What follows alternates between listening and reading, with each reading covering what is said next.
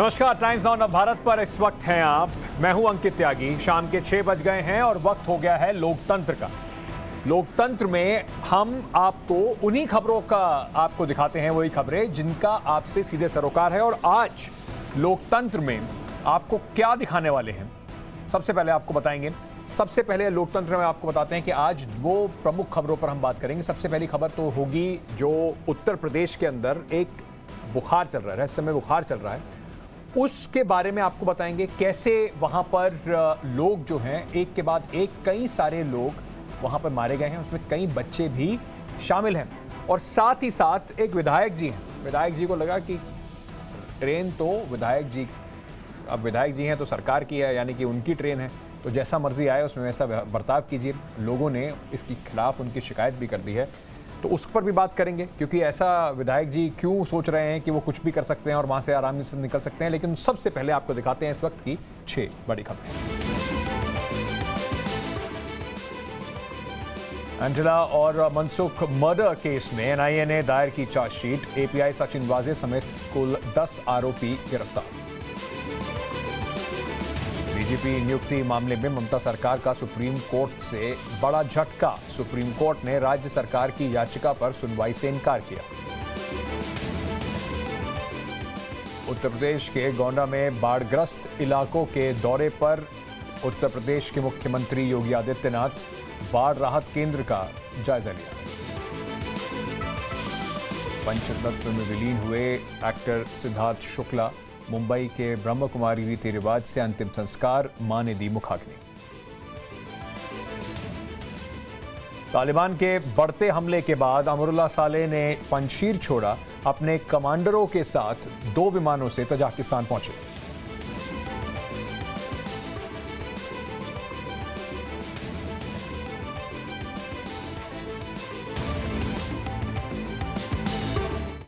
In association with Colors, make life better.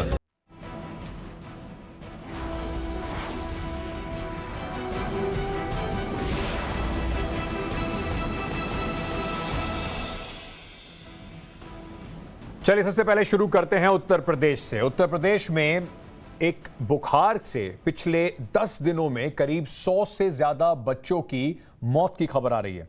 ये मौतें उत्तर प्रदेश की सरकार पर बड़ा सवाल भी खड़ा कर रही हैं। पहले कहा गया था कि ये मौतें रहस्यमयी बुखार की वजह से हो रही हैं, लेकिन अब डॉक्टर से जब हम ग्राउंड रिपोर्ट पे पहुंचे, वहां पे खबर की कवर करने पहुंचे, तो हमारे रिपोर्टर्स को डॉक्टर ने बताया कि इसके लक्षण जो है वो डेंगू से मिलते जुलते लक्षण हैं। टेस्ट में भी कई मरीजों को डेंगू की पुष्टि हो रही है। जिन लोगों की मौत इसमें हो रही है उनमें से ज्यादातर बच्चे हैं। हर साल बारिश के बाद जो मच्छरों का आतंक है वो इस बार इतना कहर बरपा रहा है कि कई जगह पर, उत्तर प्रदेश के एक जिले में नहीं कई जिलों में बच्चे इस वक्त इस बीमारी के बलि चढ़ रहे हैं। कई बार ऐसा होता है कि बारिश के बाद बीमारियां बढ़ जाती हैं, पर सवाल अब यह है कि क्या सरकार और प्रशासन ने पहले से तैयारी जो थी उसमें लापरवाही क्यों बरती। ये पहली बार तो हो नहीं रहा। गंदगी उत्तर प्रदेश के अंदर आपने देखी है, दावे तमाम ठोकती है योगी आदित्यनाथ की सरकार, लेकिन जमीन पर जब इस तरीके की घटनाएं होती हैं तो उन दावों की पोल खुल जाती है। अब सबसे बड़ी जो बात है, इतनी तादाद में बच्चों की जान चली गई है। अब टीमें भेजी जा रही हैं, खाना पूर्ति की जा रही है। कोशिश क्या ये नहीं होनी चाहिए थी कि इन बच्चों की, कम से कम उन इलाकों में तो सफाई का ध्यान रखा जाए, बारिश के पानी की निकासी का ध्यान रखा जाए और कुछ तो इंतजाम किए जाते, तो शायद कई बच्चों की जान बच जाती। उत्तर प्रदेश के फिरोजाबाद और मथुरा में मच्छरों के काटने से होने वाली बीमारी डेंगू का कहर है। यूपी में इन 2 जिलों में बुखार से करीब 80 लोगों की मौत हो चुकी है। इनमें से 67 तो अकेले फिरोजाबाद से हैं। जिन लोगों की मौत हुई उनमें से ज्यादातर छोटे बच्चे हैं। फिरोजाबाद के इस अस्पताल के बेड तेज बुखार के बाद बीमार बच्चों से भरे हुए हैं। डॉक्टर कह रहे हैं कि कोरोना का कोई मामला नहीं है, इस ज्यादातर को डेंगू हुआ है। सभी मरीजों में लगभग 27 में से आप अलाइसा, जो कि कंफर्मेटरी टेस्ट होता है 99.9% केसेस में, 22 केसेस में आउट ऑफ 27 अलाइसा पॉजिटिव आया है और कोविड का किसी में कोई लक्षण भी नहीं आया है। और क्योंकि टिपिकल ये डेंगू के लक्षण हैं, उनका बॉडी सरफेस एरिया कम होता है तो जल्दी डिहाइड्रेशन में चले जाते हैं। जब उनको डायरिया और वॉमिटिंग होता है। तो मैक्सिमम जो डेथ होती हैं वो डिहाइड्रेशन की वजह से होती हैं। बच्चा आपको एकदम से ठीक लगेगा, फिर एकदम से कोलैप्स कर जाएगा। पिछले कुछ दिनों में ही इतनी संख्या में मौतों के बाद लापरवाही बरतने वाले लोगों के खिलाफ कार्रवाई की जा रही है। फिरोजाबाद के सीएमओ का पहले ही ट्रांसफर किया जा चुका है और अब प्राइमरी हेल्थ सेंटर के incharge doctor Girish Shrivastava, medical officer incharge doctor Saurabh Prakash और public health expert doctor Ruchi Yadav को सस्पेंड कर दिया गया है। सोमवार को मुख्यमंत्री योगी आदित्यनाथ ने खुद फिरोजाबाद में अस्पताल का दौरा किया था। अब उन्होंने स्थानीय प्रशासन को निर्देश दिए कि साफ सफाई पर खास ध्यान दिया जाए ताकि मच्छरों को पैदा होने से रोका जा सके। फिरोजाबाद के अलावा मथुरा में भी बुखार से मौत हो रही है। एक के बाद एक हो रही मौतों से मथुरा के गांव में लोग बेहद गुस्से में हैं। वो भूख हड़ताल पर भी बैठ गए हैं। हम इसलिए बैठे हैं कि हम अपने प्राण त्याग देंगे। अब हम बिल्कुल भूख प्यास हड़ताल पर बैठे हुए। अब तक प्रशासन की तरफ से यहाँ कोई संतोषजनक व्यवस्था नहीं है। अगर प्रशासन चाहे, क्या हम यहाँ देश के नागरिक नहीं है? हम आपको वोट नहीं देते? 75 साल की आजादी में शासन आज तक इतना भी नहीं कर पाया कि हमें सरकारी अस्पताल पर विश्वास हो जाए। अब तक सरकारों ने क्या किया? हम सरकार की जो व्यवस्था है, सरकारी व्यवस्था पे, डॉक्टरों पे हम विश्वास नहीं कर पा रहे हैं। 75 साल की आज़ादी में इतना तो होना चाहिए भैया। अगर हमें कुछ राहत नहीं है, हम कोई देश के नागरिक नहीं है, तो हमारी इस नागरिकता को भैया डीएम साहब ले लें। टाइम्स नाउ भारत की टीम मथुरा के जिला अस्पताल पहुंची। यहां भर्ती बच्चों के परिजनों ने हमें बताया कि किस तरह के लक्षण दिख रहे हैं। एकदम से बुखार हो गया और आँख में टेर भी लग गई, तो यहाँ पे भर्ती हो गई फरेब है, तो फरेब से ट्रांसफर यहाँ हो गई फरेब मथुरा। तो कहाँ के रहने वाले हो आप? हम कौ के रहने वाले। गाँव में क्या इस तरीके के बहुत सारे मामले हमने सुना है कि आ रहे हैं, क्या है वहाँ पर अभी क्या हालात है? बहुत सभी लोगों को इस तरह का बुखार देखने को मिल रहा है। हाँ, पर कोई अभी कोई कार्रवाई गाँव में वही ना है। जचौदा में गया था, मेरे संग के रहते हैं वहाँ, 5-6 बच्चे एक्सपायर हो गए अभी जचौदा में। क्या परेशानी हुई थी आपको? क्या हुआ था? मुझे ऐसा, रात में जन्माष्टमी के दिन घूमने गए थे, तो एक बैग ठंड आई 2-3 बजे, और ठंड में इतनी गर्मी सी, कभी गर्मी लगे कभी ठंड सी लगे। फिर सुबह इतना हालत ख़राब हो गया, मैं चल नहीं पा रहा था पैर से। बुखार की चपेट में आने वालों की संख्या जैसे जैसे बढ़ रही है, कुछ गांवों से तो पलायन भी होने लगा है। और लोग घर छोड़ के जाने लग गए हैं। गाँव में तो हम सुन रहे हैं कि लोग कह रहे हैं कि अभी इस तरह का बुखार फैला है, घर छोड़ के जाने की बात भी। हाँ, कुछ परिवार छोड़ के चले गए घर पे, और वहाँ पे जो रह रहे हैं वहाँ पे सेफ साइड है, वहाँ पे कोई बुखार नहीं है, कुछ नहीं है। यहाँ भी टेस्ट में डेंगू होने की बात पता चल रही है। डॉक्टर भी कह रहे हैं कि नाले के आसपास रहने वाले लोगों को डेंगू हो रहा है। एक्चुअल में क्या है, जो जिस एरिया में ये रह रहे हैं उधर गंदगी ज़्यादा है। ये मच्छर के काटने से होता है, तो मच्छर के काटने से हुआ है मोस्टली ये। तो सर मौत हो जाना मतलब कि इस तरह के जो देखिए ऐसा, बच्चों की बात कर रहे हैं। देखिए ऐसा है, डेंगू में क्या है, प्लेटलेट गिरती है, और जहाँ आपकी प्लेटलेट गिरेगी इम्यूनिटी भी कम होगी, ब्लीडिंग की संभावना बढ़ जाती है। तो ऐसे केसेस में ये जो भी जितनी भी वहाँ मौतें रिपोर्ट हुई हैं वो डेंगू के रीजन से हुई हैं। यूपी के एक बड़े इलाके में हो रहे बुखार को पहले रहस्यमयी बताया गया, लेकिन अब ज्यादातर मामले डेंगू के निकल रहे हैं। हालांकि मौतों के पीछे कहीं और कोई वजह तो नहीं। इस बात की जांच के लिए आईसीएमआर की एक टीम भी उन जगहों पर जाएगी जहां से बुखार के ज्यादा केस सामने आ रहे हैं। मथुरा के डिस्ट्रिक्ट हॉस्पिटल में हम आए तो हमें आज पता चला कि यहाँ पर 14 लोग अपनी जान इस बुखार से गंवा चुके हैं। और जो आसपास के गांव हैं, खास करके कोह गांव की बात करें या फिर पीपरोट मलिकपुर की बात करें, मिर्जापुर की बात करें, सकरबा, जचौंदा, यूनिवर्सिटी और गोकुलपुर में ये महामारी इस वक्त लोगों को अपने चपेट में ले रही है। 14 लोग अपनी जान गंवा चुके हैं और इसमें अब तक जो छोटे छोटे बच्चे थे उनको सबसे ज्यादा चपेट में लिया है। अलग अलग बुखार, अगर हम बात करें डेंगू की बात करें, जापानी बुखार की बात करें, चाहे वो मलेरिया का बुखार हो, वो सभी तरह के बुखार एक साथ इस वक्त इन जिलों को अपने चपेट में ले रहे हैं। वीडियो जर्नलिस्ट आर के यादव के साथ वरुण भसीन, टाइम्स नाउ भारत, मथुरा। देखिए, जरूरी है इन खबरों के ऊपर थोड़ा कम से कम थोड़ी रोशनी डालना, दिखाना, क्योंकि प्रशासन जो है वो जगता नहीं है जब तक ये खबरें ना दिखाई जाएं। और अब जो कि जिस तरीके से अब वहां पे एक्शन की कोशिश की जा रही है, क्या आगे जान बच सकती है? पर उससे पहले वरुण पे आपको लेके जाऊंगा। वरुण गए थे वहां पे खुद देखने के लिए हालात। उनसे पहले मैं आपको बताना चाहता हूं कि किस तरीके से जो डेंगू और दूसरे बुखार हैं उसके चलते उत्तर प्रदेश में कहां कितनी मौतें इस समय हो चुकी हैं। बुखार से अब तक करीब 100 मौतें हो चुकी हैं। इसमें से फिरोजाबाद जो जिला है उसमें 67 लोगों ने अपनी जान गंवा दी है। 17 लोग मथुरा में, मैनपुरी में 3, कासगंज में 2 और कानपुर में 10 लोगों की मौत हो गई है। इसमें से ज्यादातर छोटे बच्चे हैं। वरुण भसीन मेरे साथ जुड़ रहे हैं इस वक्त। वरुण, उत्तर प्रदेश में चाहे दावे कुछ भी कर लिए जाएं, शहर के शहर ऐसे मिल जाएंगे जहां पर गंदगी का बुरा हाल है। और ये ऐसी भी चीज नहीं है जो सरकार को पता नहीं होती, ये हर साल नहीं होती, हर बार कभी कम कभी ज्यादा, लेकिन ये हमेशा इस तरह की महामारियां उत्तर प्रदेश में बारिश के बाद फैलती जरूर रहती हैं। जो आपने देखा, जो आपने आंखों देखी दिखाई, आपको लग रहा है कि अब कुछ काम वहां पर हो रहा है, आगे जान बचाई जा सकती है?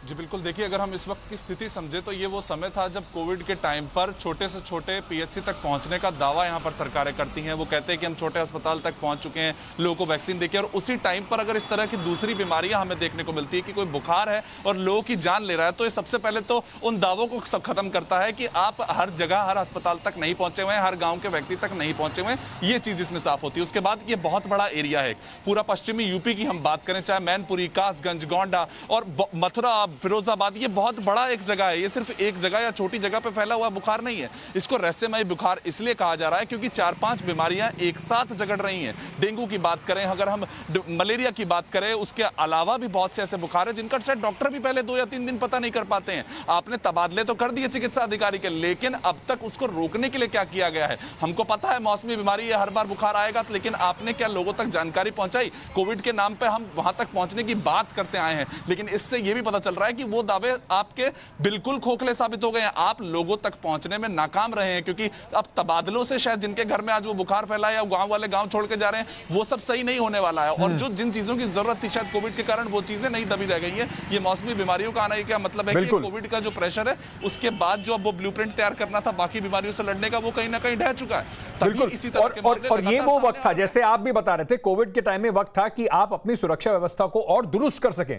पर अगर वो इस तरीके से चरमरा रही है, मौसमी बुखार की वजह से, बीमारियों की वजह से चरमरा रही है, तो कहीं ना कहीं सवाल तो ये जरूर खड़ा होता है कि सरकार सजग कितनी थी और कितनी सीरियस थी कि इस तरीके की चीजों से लोगों को बचाया जा सके। इस सवाल के साथ छोड़ते हैं वरुण, जनता भी तय करेगी और सरकार को भी इस सवाल का जवाब जनता के बीच में जाके देना जरूर पड़ेगा। पर इस खबर पे हम अपनी नजर बनाए रखेंगे, जिससे कि कम से कम कुछ एक्शन जरूर होता रहे। जाने से पहले, क्योंकि सिर्फ यही नहीं था कि उंगली उठा दें, हम आपको ये बताना चाहते हैं कि जो डेंगू वो बुखार है उसके क्या लक्षण होते हैं और किस तरीके से ये बुखार होता है। ये एक मादा एडीज मच्छर है, उसके काटने से बुखार होता है और अक्सर ये दिन में ही मच्छर जो है वो काटता है। अब डेंगू के लक्षण क्या क्या है? तेज बुखार होता है, आपको सिर में दर्द होता है और इसमें रैशेस भी हो जाते हैं, चकत्ते टाइप के हो जाते हैं आपकी बॉडी के ऊपर। जो आपके जो जॉइंट्स हैं, यानी कि घुटने हैं, जोड़ जो हैं और शरीर के, वहां पर काफी दर्द होता है, उल्टी भी हो सकती है, गंभीर होने पर नाक से खून भी आ सकता है।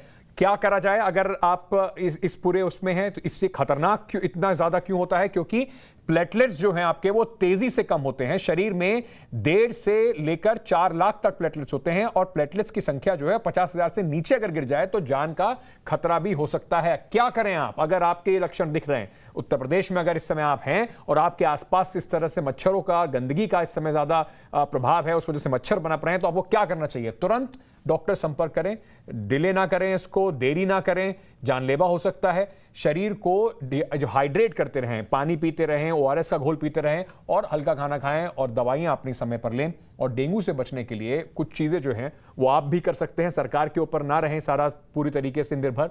पानी को जमा ना होने दें अपने आसपास, रुके हुए पानी की वो मिट्टी का तेल डाल दें और मच्छर मारने वाली दवा से छिड़काव करके कोशिश करें कि मच्छर आपके आसपास ना हो।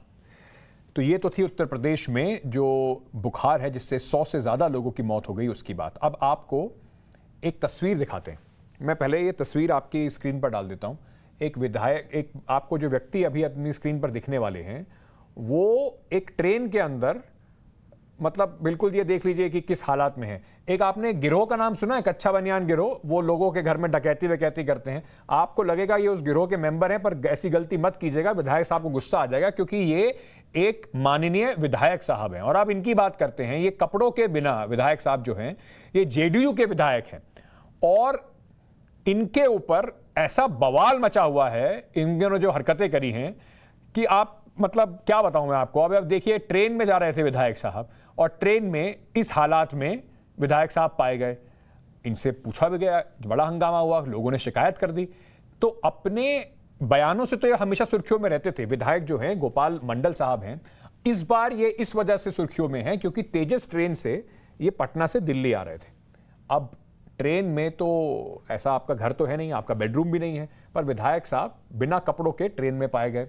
जब साथ में सफर कर रहे यात्रियों ने उन्हें टोका और उनको बताया गया कि आप ये क्या कर रहे हैं, और लोग भी इसमें कंपार्टमेंट में हैं, तो अपनी गलती मानने की जगह विधायक साहब बहस में आ गए। अरे हम विधायक हैं और आपकी इतनी हिम्मत की हमसे सवाल पूछ लिया। यात्रियों के ने आरोप लगाया कि ट्रेन में महिलाएं भी सफर कर रही थी, लेकिन विधायक जी को किसी भी तरह की शर्म शायद बिल्कुल भी नहीं आई। शर्म वो स्टेशन से चढ़ते वक्त स्टेशन पे पटना पे छोड़ आए थे। टोकने पर जेडीयू के जो विधायक हैं गोपाल मंडल, यात्रियों से अभद्र व्यवहार इन्होंने किया और मारपीट तक की नौबत आ गई, जिसके बाद ट्रेन के एक यात्री ने दिल्ली पहुंचकर उनके खिलाफ एफआईआर तक दर्ज करा दी। ट्रेन में सफर कर रहे यात्री प्रहलाद पासवान का कहना है कि गोपाल मंडल ने उनके साथ बदसलूकी की और उन्हें गंदा पानी भी पिलाया। सवाल यह है कि क्या विधायक अगर आप हैं तो समाज का कोई लिहाज नहीं, आपकी ताकत इतनी ज्यादा है कि आप कपड़े उतार के घूमना शुरू कर देंगे। विधायक जी को अपने किए पर शर्म आने की बजाय आम जनता से इस तरह का जो व्यवहार इन्होंने किया है उस पर इनकी आप सुन लीजिए, क्योंकि विधायक जी को नहीं लगता कि उन्होंने कुछ खास कुछ गलती वलती करी है। तो पहले विधायक जी की आपको बात सुनाते हैं कि इन्होंने अपनी सफाई में क्या कहा। बिहार की सत्ताधारी पार्टी जेडीयू के विधायक गोपाल मंडल जी सुर्खियों में हैं और सुर्खियों की वजह है कि उनकी एक तस्वीर सोशल मीडिया पर वायरल हो रही है जिसमें वो गंजी और अंडरवियर में दिखाई दे रहे हैं। आखिर पूरा मामला क्या है, ये तस्वीर क्यों वायरल हुई? गोपाल मंडल जी हमारे साथ हैं। गोपाल जी, ये पूरा वाकया क्या है? आखिरकार आप ट्रेन में अंडरवियर और गंजी में घूमते हुए क्यों दिखाई दे रहे हैं? देखिए, बात ये है, हमको लेट्रिन लग गया था, लूज मोशन था, मतलब पेट खराब था।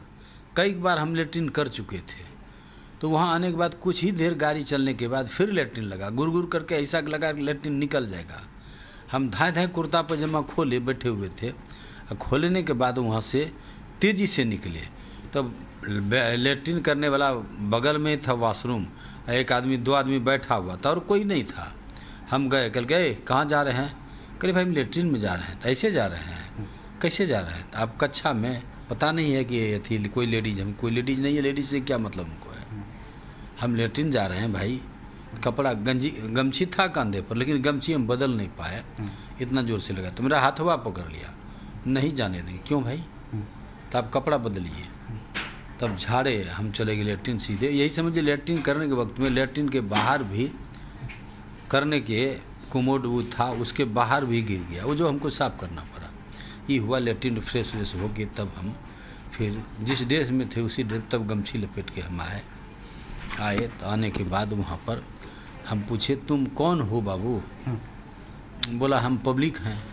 क्या नाम हुआ? तो नाम से क्या मतलब है? अरे हमको छेड़ा, हम विधायक हैं, 4 बार एमएलए बने हैं। तो छेड़ा तो फिर बात करना चाहिए ना, ऐसे क्यों किया? हाथ क्यों पकड़ा? अगर यही लेट्रिन हो जाता।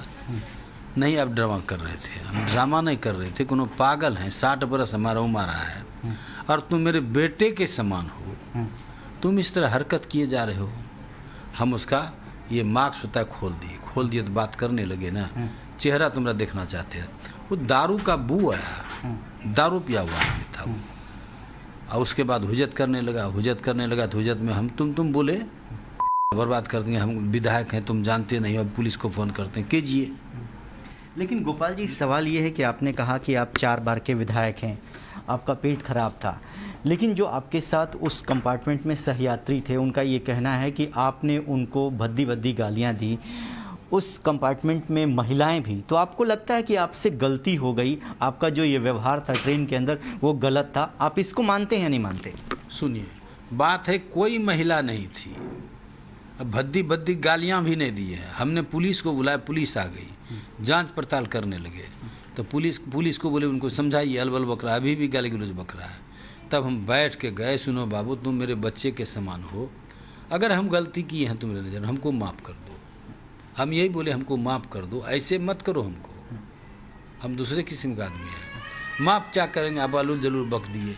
हमने कोई आलूल दे, तुम मेरा बाल बच्चा समान हो, हम तुम्हारे बाप के समान है। हमारा 60 साल उम्र हो रहा है, हम कहीं कच्छा पहन के यही नंगागिरी करेंगे? उम्र नहीं रहा, कुछ नहीं रहा, काहे करेंगे? इसलिए हमको माफ़ कर दो। तो पुलिस वाला छोड़िए छोड़िए छोड़िए, तो हम बैठ गए। फिर पुलिस, अब ये तो आपने विधायक साहब की बात सुन ली, अब ये भी देख लीजिए कि इनके खिलाफ जिन्होंने शिकायत करी थी उनका क्या कहना है। प्रहलाद जी, क्या हुई थी घटना ये बताइए गोपाल मंडल जी। ट्रेन में हम अपने कोच A1 के बर्थ नंबर 22 पे बैठे थे, 22 पे। उसके बाद ट्रेन खुली वहाँ से, खुलने के थोड़ी देर बाद, मतलब ये पटना से खुली है 7:35 में, और ये घटना है कोइलवर के बाद की। तो पटना और कोइलवर में आधा 1 घंटा का अंतर हो जाता है। तो उसके बाद हम देखते हैं कि एक आदमी चड्डी और बनियान में सिर्फ जा रहे हैं। उसने बोला कि आप गमछी लपेट लीजिए। मैं इतना ही बोला उनसे, कौन गुनाह किया? अगर मेरा इतना बोलना गुनाह है तो मैं गुनहगार हूँ। उन्होंने उस समय नहीं माने और चले गए, जहाँ जाना से गए। उधर से लौटे तो लौटे हैं, तब जाके उनके साथ 4 आदमी और थे जो दूसरे जहाँ उनका सीट था बैठे थे। अगर वो विधायक हैं, अभी मान ले माननीय विधायक हैं, और उनके साथ सही में कोई प्रॉब्लम थी तो एक आदमी उनका जाके गेट पे गमछी लेके खड़ा रहता, ताकि भाई विधायक जी निकलेंगे पहन के आएंगे। ये भी कोई आदमी नहीं किया। जब उनको किसी से पता चल गया टीटीओ से कि इनका चार्ट में देखो क्या नाम है, मेरा प्रहलाद पासवान नाम था, तो उसमें वो मेरे जाति को लेके गाली गलौज करने लगे और गंदा पानी पिला दिया हमको। अपना रखे होंगे खाना पीना, वो तो बोले कि अपना वो जो GRP के गार्ड होते थे ऐसी सीनियर अधिकारी, उनको बोले कि जाओ 2 आदमी है दे दो खाना, वैसा खाना खाया नहीं होगा। तो इस तरह का व्यवहार मेरे साथ हुआ। फिर उसमें आपने जो दिल्ली में शिकायत दी उसमें लिखा कि आपकी चेन और अंगूठी को भी छीना। क्या कोई आपके साथ उन्होंने छीना झपटी भी की? मेरे इस अंगूठी में एक अंगूठी था, एक हाथ में अंगूठी था, दोनों हाथ की अंगुली की अंगूठी, और एक चैन थी 2 भर की, जो उन्होंने 3 साथ और उनके साथ आदमी था छीन छोड़ करके। तो आपने उसके बीच में भी शिकायत की क्या TT से या किसी से? शिकायत किया तो TT ने क्या किया कि विवाद वहाँ पे नहीं बढ़े, उन्होंने मेरा कोच को बदल कर दूसरा कुछ कर दिया। A5 में कर दिया। हमको कार्रवाई होनी चाहिए। जनप्रतिनिधि 6 लाख 4 लाख 5 लाख जनता उसको जिता के भेजता है विधायक को विधानसभा में, उनकी बात को रखने के लिए। इस बात के लिए नहीं भेजता है विधायक बना के कि उनको आप सार्वजनिक जगहों पे आप नंगा घूमें। अब अगर आपको ऐसा खुशफहमी है कि आप भी इस तरह की कुछ हरकत ट्रेन में कर सकते हैं, आप विधायक नहीं हैं, आप नहीं कर सकते, अगर आप ऐसी हरकत करेंगे तो उसके लिए कानून में सजा का प्रावधान है। क्या है वो, मैं आपको बताता हूं। ये सार्वजनिक स्थल पर अर्धनग्न होना एक धारा है 294, उसके तहत अपराध माना जाता है। 3 महीने की जेल और जुर्माना या दोनों हो सकते हैं। तो आप विधायक नहीं हैं, अगर ऐसा करेंगे तो आपको जरूर जेल जाना पड़ेगा। मामले को जब पूरा मामला ऐसे तूल पकड़ लिया तो इस मामले पर बिहार के मुख्यमंत्री नीतीश कुमार से सवाल कोशिश करी पत्रकारों ने पूछने के लिए, लेकिन नीतीश जी गोपाल मंडल पर पूछे गए सवालों से बचते नजर आए। सर विधायक जी के बारे में क्या कार्रवाई हो रही है सर मंडल जी के बारे में सर विधायक जी के बारे में क्या कार्रवाई हो रही है सर मंडल जी के बारे में सर। मुझे पता है आप में से बहुत लोग हंस रहे होंगे कि देखिए क्या दिखा रहे हैं, क्यों दिखा रहे हैं विधायक साहब ऐसे बड़े कपड़ों के। ये सिर्फ विधायक साहब बिना कपड़ों के नहीं, विधायक साहब के दिल में और दिमाग पे ये बात बिल्कुल बैठ गई है। वो कुछ भी कर सकते हैं, वो कपड़ों उतार के ट्रेन में जा सकते हैं, कोई उनका कुछ नहीं बिगाड़ पाएगा। इस वजह से आपको एक खबर दिखा रहे हैं, क्योंकि हमारे कार्यक्रम का नाम ही लोकतंत्र है, इसलिए हमने लोगों से पूछा कि आपको लगता है कि विधायक साहब ने जो किया वो ठीक किया। आज जो हमने मीडिया में देखा कि कोई MLA थे जो एक ऐसी स्थिति में ट्रैवल कर रहे थे जो एक पब्लिक प्लेस में नहीं होना चाहिए, तो आई डोंट थिंक कि ये एक अच्छा मैसेज जाता है, क्योंकि ये इंटरनेशनल लेवल पे भी हमारे जो देखते हैं लोग, इसलिए बहुत ही गलत तरीका है। इस तरीके से नहीं करना चाहिए, क्योंकि समाज है, समाज में सभी तरह के लोग रह रहे हैं, लेडीज़ भी हैं, बच्चे हैं। तो फिर नेता होकर अगर ऐसे काम करेंगे तो आम लोग फिर क्या करेंगे, तो वो गलत है। इसे मेंटेन करना चाहिए। कोई फैमिली है, कोई बच्चे हैं, क्या उसके ऊपर क्या प्रभाव पड़ेगा क्या नहीं पड़ेगा, क्या सोचेगा क्या नहीं सोचेगा, एक थिंकिंग थॉट उसके अंदर होना चाहिए। एक एमएलए है, कुछ भी है, एक रिस्पॉन्सिबिलिटी है उसके अंदर, तो कुछ तो होना चाहिए, उसको सोचना चाहिए। एमएलए को सर ऐसी चीज़ शोभा नहीं देती है, ऐसे करना मतलब कि जनता पे भी असर पड़ता है, इसका जनता पे भी नुकसान है, लोग जनता सभी देखती है, ऐसे अच्छा नहीं लगता, कहने का मतलब यही है। अब नेताजी जब आएंगे वोट मांगने तो आपके दिमाग में कौन सी पिक्चर रहेगी? नेताजी की ये वाली पिक्चर या नेताजी बिना कपड़ों के घूम रहे थे वो वाली पिक्चर?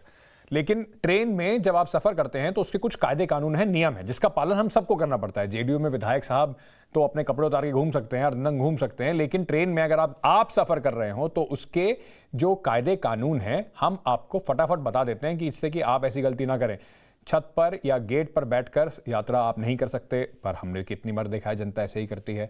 ट्रेन के अंदर गंदगी या कचरा आप नहीं फैला सकते, इसके लिए भी एक बहुत बड़ी बात है, लोग ये भी करते रहते हैं। बेवजह चेन ना खींचें, इसके ऊपर आप पे जुर्माना हो सकता है। टॉयलेट में प्लास्टिक ना डालें, धूम्रपान करना ट्रेन में मना होता है, गुटखा खाकर थूकना ट्रेन में मना होता है, नशीले पदार्थों का सेवन करना ट्रेन में मना होता है, और ज्वलनशील पदार्थों को लेकर आप ट्रैवल नहीं कर सकते। अब आप खुद ही सोच लीजिए इनमें से कितनी सारी चीजें आपको आसपास जब भी आप ट्रेन में ट्रैवल करते हैं दिखाई पड़ती है और कितनी नहीं दिखाई पड़ती। ट्रेन में जेडीयू के विधायक को लेकर जो हंगामा हुआ उसके बाद आपको एक ट्रेन से जुड़ी अच्छी खबरें दिखा देते हैं। इतनी सारी आपने सुन ली चीज़ें जिससे आपका थोड़ा मन भी खराब हो रहा होगा, तो चलिए ऐसा भी नहीं है कि ट्रेन में सभी कुछ खराब होता है, ट्रेन में कुछ चीज़ें ठीक भी हो रही हैं। इस देश के अंदर ट्रेन में बहुत बदलाव आ रहा है। ये तस्वीर आप इस समय जो आपको दिखा रहे हैं ये रेलवे के नए एसी कोच की तस्वीर है, लेकिन दिलचस्प बात यह है कि इसका किराया एसी 3 से भी कम है। जी हां, एक नई क्लास बना दी गई है जो एसी 3 से भी कम है। आपको दिखाते हैं अंदर से एसी 3 की जो इकोनॉमी कोच कैसी दिखेगी और इस पर क्या क्या इसमें जो है वो फर्क होंगे।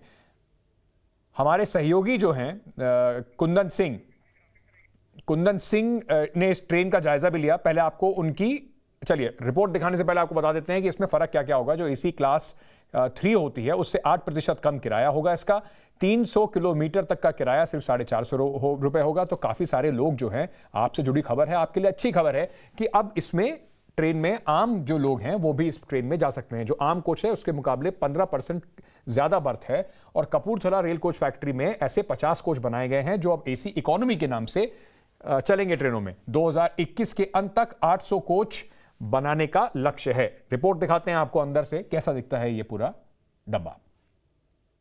भारतीय रेलवे ने अपने 3rd एसी के डब्बों में बदलाव करके एक नई कैटेगरी लॉन्च की है, जिससे आप 3 टियर इकोनॉमी या वातानुकूलित 3 टियर इकोनॉमी का नाम दे रखा। और ये आपके सामने ये डब्बा है, और ये डब्बा LHB जो भारतीय रेलवे की मौजूदा सबसे एडवांस टेक्निक है उसी के तरीके से बनाया गया है। और ये रेल कोच फैक्ट्री कपूरथला में बनाई गई है।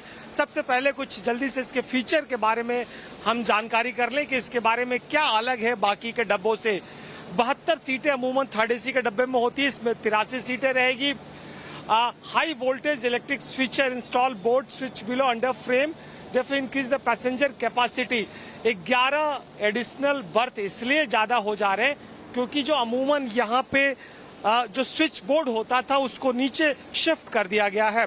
बाकी इनके एस्थेटिक और इनकी जो इंटीरियर डिज़ाइन है वो काफ़ी पहले से बेहतर है। तमाम तरह के अनेक बदलाव किए गए हैं। आइए हम आपको अंदर चल के दिखाते हैं कि आखिर किस तरह के बदलाव किए गए हैं। सबसे पहले आप जैसे आप अमूमन डब्बे के अंदर इंटर करते हैं तो सबसे पहली जो आपकी नज़र जाती है वो जाती है ट्रेन की टॉयलेट पे।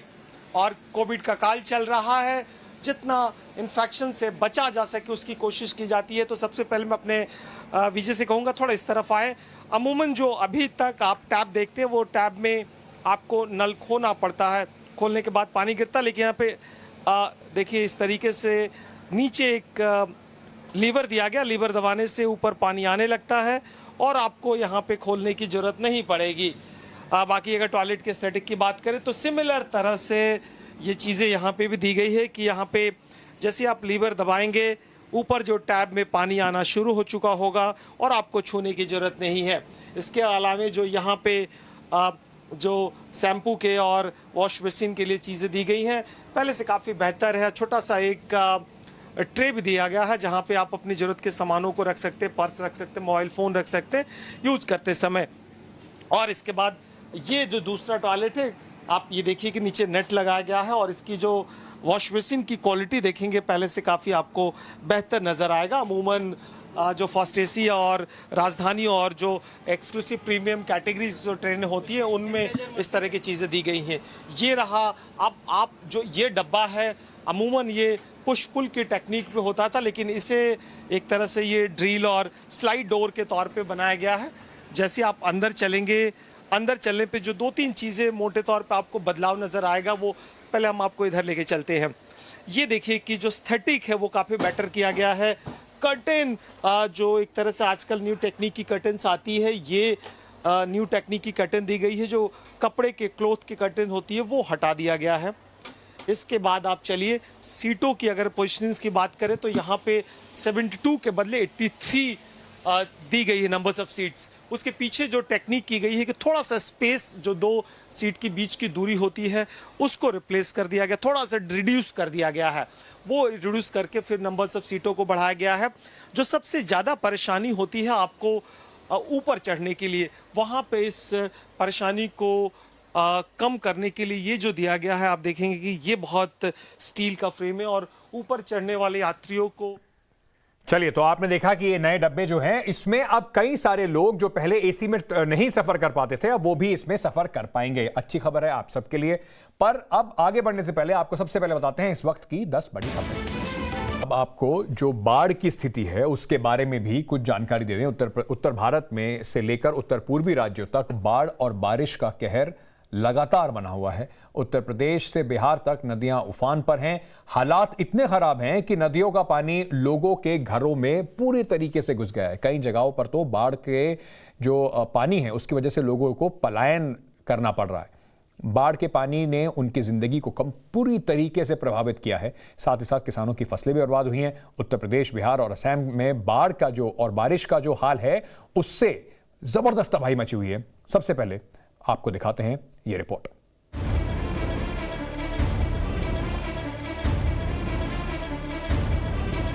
यूपी में बाढ़ और बारिश का पानी लोगों पर कहर बनकर टूटा है। सबसे पहले गोरखपुर से आई इन तस्वीरों को देखिए।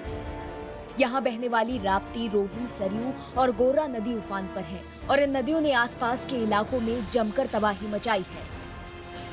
चारों नदियां खतरे के निशान को पहले ही पार कर चुकी हैं और अब इन नदियों का पानी लोगों के घरों में घुस रहा है। कोठा रखट बांध और रखट असवनपार बांध पर उफनती राप्ती नदी के पानी का दबाव पड़ रहा है। इसकी वजह से दोनों बांधों में कई स्थानों पर रिसाव शुरू हो गया है।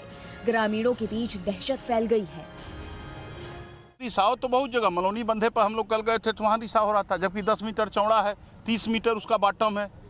लेकिन रिसाव तो हो सकता है रेड होल के नाते, चाहे किन्हीं कारणों से जब पानी रुकेगा तो दिक्कत हो सकती है। यूपी में बाढ़ और बारिश से हालात खराब हैं। सीएम योगी ने आज बाढ़ प्रभावित 5 जिलों का दौरा किया।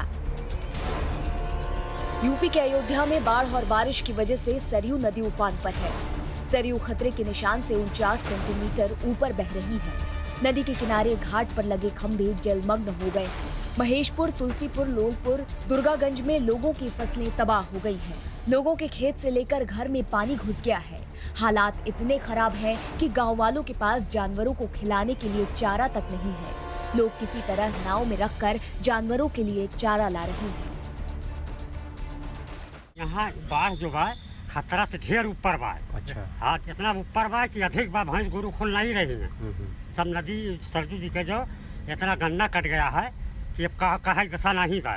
हाँ, चल के चाहे याद कर ली जाए साहब, चाहे देख ली जाए, इतना नुकसान हो गया कि अब कहा दशा नहीं बा। ये जान लो, इतना गन्ना कट गया है कि अब मैंने यही जान लो, उतना भर्ती लगाए सब बूढ़ गवा है। कुछ रह नहीं गवा, गन्ने हमारे सबके और गेहूँ ये हुआ रहा भी। सिर्फ यूपी ही नहीं, बिहार में भी गंगा, गंडक और कोसी नदी खतरे के निशान से ऊपर बह रही है। गंगा के आसपास के इलाके पानी में डूब गए हैं। केंद्रीय जल आयोग पटना के मुताबिक बिहार में बाढ़ की स्थिति बनी हुई है। अगर लगातार बारिश होती रही तो मुसीबत और बढ़ेगी। गंगा में कई साइट्स हैं, हमारा गांधी घाट, हाथीदह, कहलगांव, साहेबगंज, इन सभी जगहों पे जो नदी खतरे के लेवल से ऊपर बह रही है। इसी तरह गंडक में है, लालगंज है, यहाँ तो हमारा अभी न्यू हाई फ्लड लेवल हो गया, जो प्रीवियस था उसको जस्ट क्रॉस किया है। रेवा घाट, डुमरिया घाट और चटिया, ये सब जगह और है जहाँ पे गंडक खतरे के निशान से ऊपर बह रही है। साथ में बूढ़ी गंडक में भी लालबेगिया घाट, समस्तीपुर, खगड़िया में हमारे जहाँ साइट्स है वहाँ पे खतरे के निशान से ऊपर बह रही है। और कोसी तो बोल ही रहे हैं कि बिहार के लिए वैसे बोला जाता अभिशाप है। यूपी और बिहार दोनों ही राज्यों के कई जिलों में स्थिति भयावह है। नदियों की उफनती लहरें लोगों को डरा रही हैं। ऐसे में अगर इसी तरह बारिश का पानी इन राज्यों पर कहर बरसाता रहा तो और बड़ी मुसीबत खड़ी हो सकती है। Bureau report, times now Navbharat. अब आपको असम की भी खबरें बताते हैं। वहां पर भी बाढ़ और बारिश की वजह से बहुत ज्यादा तबाही मची हुई है। 6.5 लाख लोग प्रभावित हैं। इस वक्त असम के 34 में से 22 जिले बाढ़ और बारिश की चपेट में हैं। पानी से लोगों की परेशानियां जबरदस्त तरीके से बढ़ गई हैं। जहां सड़कें हुआ करती थी वहां पर अब नाव चल रही है और लोग अपना घर बार, कारोबार सब कुछ छोड़कर सुरक्षित जगहों पर जाने के लिए मजबूर हैं। कैसे असम के ये जिले पानी की मार झेल रहे हैं, देखिए इस रिपोर्ट में। घर डूबे, मकान डूबे और डूब गई दुकान। असम में ब्रह्मपुत्र नदी के पानी का कहर इस तरह टूटा कि सब कुछ पानी में समा गया। बाढ़ और बारिश असम पर कहर बनकर टूट रही है। बाढ़ की वजह से राज्य के 34 में से 22 जिले प्रभावित हैं। पानी की वजह से असम त्राही त्राही कर रहा है। ऐसा परिस्थिति है जो असम के लोगों को हर साल फेस करना पड़ता है। हर साल रिवर ब्रह्मपुत्र और उसके जो ट्रिब्यूटरीज है वो ज़्यादा से ज़्यादा लैंड्स को सबमर्ज करते हैं और इस साल भी मंजर कुछ अलग नहीं है। इस बार भी रिवर ब्रह्मपुत्र और उसके ट्रिब्यूटरीज के पानी से बहुत ज़मीन फ्लड के नीचे चला गया है। इस वक्त हम लोग हैं मोरीगांव डिस्ट्रिक्ट में, जो एक वर्स्ट अफेक्टेड एरिया है इस वेव ऑफ फ्लड से। मैं बताना चाहता हूं कि हर साल फ्लड बहुत कहर बरसाता है असम में और इस बार भी मंजर कुछ अलग नहीं है। हर साल रिवर ब्रह्मपुत्र और उसके ट्रिब्यूटरीज के पानी बहुत ज़मीन अंदर उसके चपेट में ले लेते हैं और इस बार भी आप देख सकते हैं कि बहुत ऐसे खेत और घर, जो रास्ते हैं, सब पानी के नीचे चला गया है और लोगों के अभी चलने फिरने के लिए जो यातायात का जो सहूलियत है वो इस तरह के नाव हैं। ये असम के मोरीगांव जिले की तस्वीरें हैं। अब यहाँ के लोगों को कुछ राहत है, मगर कुछ दिनों पहले तक बाढ़ के पानी की वजह से लोग परेशान थे।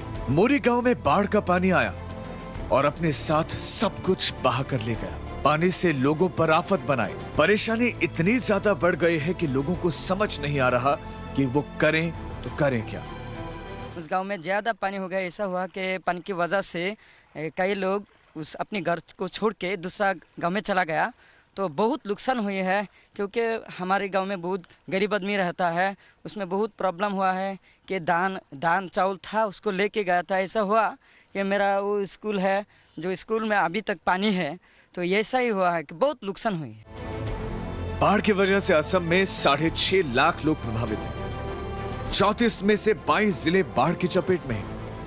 नलबाड़ी सबसे ज्यादा प्रभावित जिला है, जहां 1,11,000 से ज्यादा लोग बाढ़ से प्रभावित हैं। इसके बाद दरांग में 1,09,000 से ज्यादा लोग, जबकि लखीमपुर जिले में 1,04,000 लोग प्रभावित हुए हैं। खराबी चल रहा है ना, वो पानी आ गया, पानी के लिए वो रास्ता नहीं है, आने जाने का बहुत प्रॉब्लम हो रहा है। बाढ़ की वजह से असम में 1,295 गांव जलमग्न हैं और पूरे असम में 39,449.58 हेक्टेयर फसल क्षेत्र को बड़ा नुकसान पहुंचा है। प्रशासन की ओर से राज्य के 10 जिलों में 85 राहत शिविर और वितरण केंद्र चलाए जा रहे हैं, जहां 448 बच्चों समेत 3,584 लोगों ने शरण ली है। बड़ी देख रहा है ना, ये जो घर है, ये पानी के नीचे डूब जा रहा है। हाँ, खेती बाड़ी भी ये नुकसान हुआ है काफी। असम का काजीरंगा नेशनल पार्क और टाइगर रिजर्व 70% तक पानी में डूब गए हैं। बाढ़ के पानी की वजह से हर कोई परेशान है। राहत और बचाव अभियान में जुटी अलग अलग एजेंसियों ने राज्य के बाढ़ प्रभावित हिस्सों से 1,617 लोगों को सुरक्षित निकाला है। असम में बाढ़ और बारिश के पानी की वजह से हर कोई परेशान है। लोगों को समझ नहीं आ रहा है कि वो आखिर जाएं तो जाए कहां? असम में देरी से आया क्योंकि हर साल अगस्त महीने तक 5 से 6 वेव फ्लड आ जाते हैं जिसमें 50 लाख से भी ज़्यादा लोग प्रभावित होते हैं। पर इस साल जो पहला वेव फ्लड का आया है वो अगस्त महीने में आया है और आप देख सकते हैं कि किस तरह से ये बाढ़ पूरे इलाके को अपने चपेट में लिए हुए है। इस वक्त हम लोग खड़े हैं मोरीगांव डिस्ट्रिक्ट में जो एक वर्स्ट अफेक्टेड डिस्ट्रिक्ट है। जैसे कि आप देख सकते हैं बहुत ज़मीन पानी के नीचे है, खेती बाड़ी सब पानी के नीचे है, घर नीचे है। हम लोग इस वक्त एक PWD के कंक्रीट रास्ते पे खड़े हैं जो पानी के नीचे है। सो अभी जो ट्रांसपोर्टेशन के मोड है लोगों के पास वो सिर्फ नाव हैं जो वो लोग बनाते हैं घर में, और जो रैप्स वो लोग बनाते हैं बैम्बू और बनाना ट्रीज से। तो आप देख सकते हैं कि किस परिस्थिति में बाढ़ पीड़ित लोग अभी असम में जूझ रहे हैं। मैं अरिंदम दास, कैमरा पर्सन प्रदीप कलिता के साथ, मोरीगांव डिस्ट्रिक्ट असम से, टाइम्स नाउ नवभारत के लिए। चलिए आज लोकतंत्र में इतना ही, लेकिन